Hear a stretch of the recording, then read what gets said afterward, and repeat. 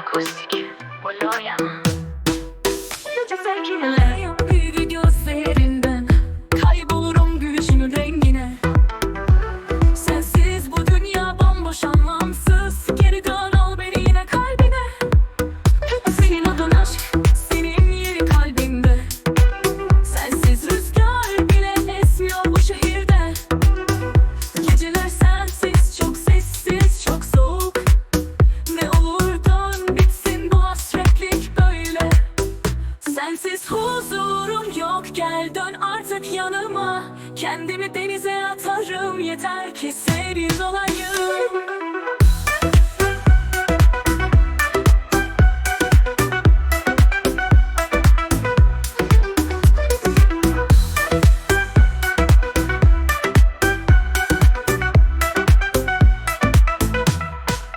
Ay bile solgun, sensiz geceler çok uzun.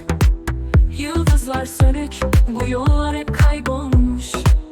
Kalbim seninle, senden başka kimin var?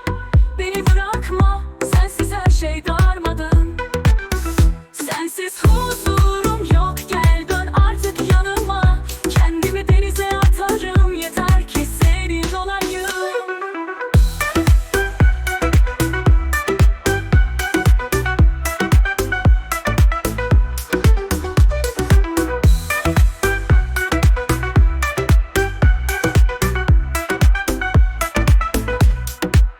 Sensiz huzurum yok, gel dön artık yanıma. Kendimi denize atarım, yeter ki senin olayım.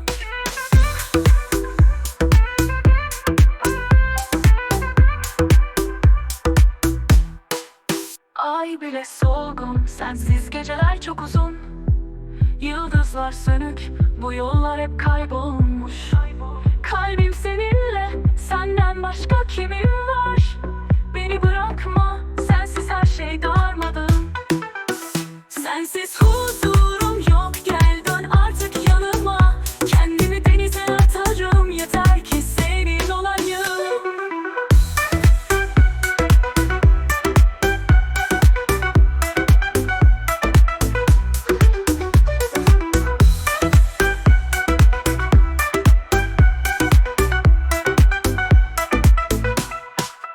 Sensiz huzurum yok, gel dön artık yanıma. Kendimi denize atarım, yeter ki senin olayım.